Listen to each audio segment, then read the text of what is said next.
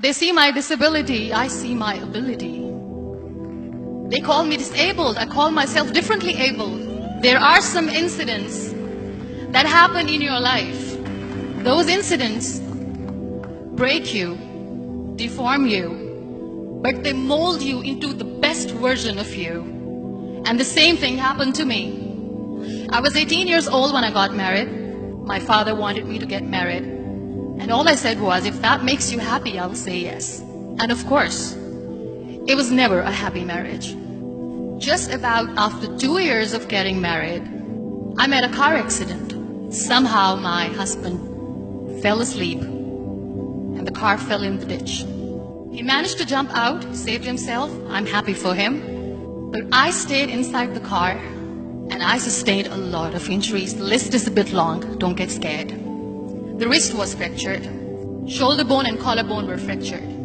My whole rib cage got fractured. And because of the rib cage injury, lungs and liver were badly injured. I couldn't breathe. I lost urinary bowel control. That's why I have to wear the bag wherever I go. 3 vertebrae of my backbone were completely crushed. And I got paralyzed for the rest of my life. I finally ended up in a hospital where I stayed for 2.5 months. I underwent multiple surgeries. One day, doctor came to me and he said, well, I heard that you wanted to be an artist, but you ended up being a housewife. I have a bad news for you.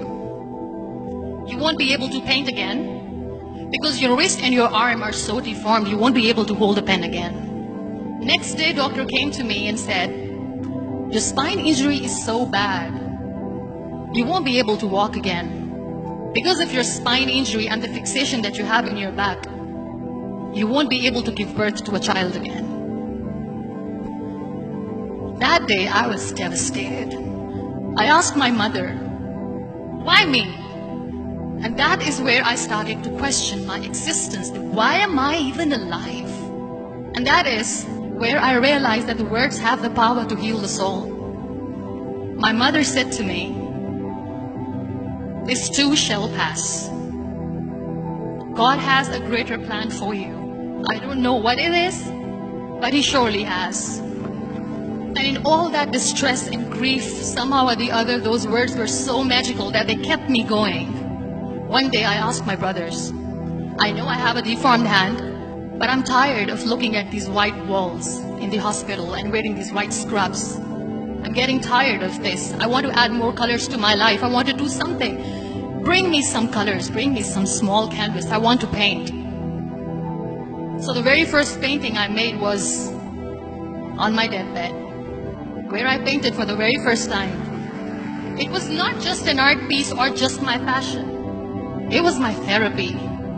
And then I was discharged and I went back home. And I went back home and I realized that I have developed a lot of pressure ulcers on my back and on my hip bone. I was unable to sit.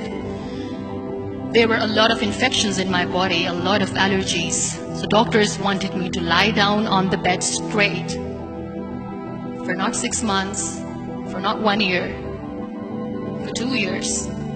I was bedridden, confined in that one room, looking outside the window, listening to the birds chirping, and thinking maybe there will be a time when we'll be going out with the family and enjoying the nature. That was the time where I realized how lucky people are. That is the time where I realized that the day I'm going to sit, I'm going to share this pain with everyone to make them realize how blessed they are, and they don't even consider them lucky. That day I decided that I'm going to fight my fears. We all have fears. Fear of unknown, fear of losing people, fear of losing health, money. We want to excel in career, we want to become famous, we want to get money. We are scared all the time. So I wrote down one by one all those fears. And I decided that I'm going to overcome these fears one at a time. You know what was my biggest fear? Divorce. I was trying to cling on to this person who didn't want me anymore, but I said no. I have to make it work. But the day I decided that this is nothing but my fear, I liberated myself by setting him free. And I made myself emotionally so strong that the day I got the news that he's getting married, I sent him a text that I'm so happy for you and I wish you all the best. And he knows that I pray for him today.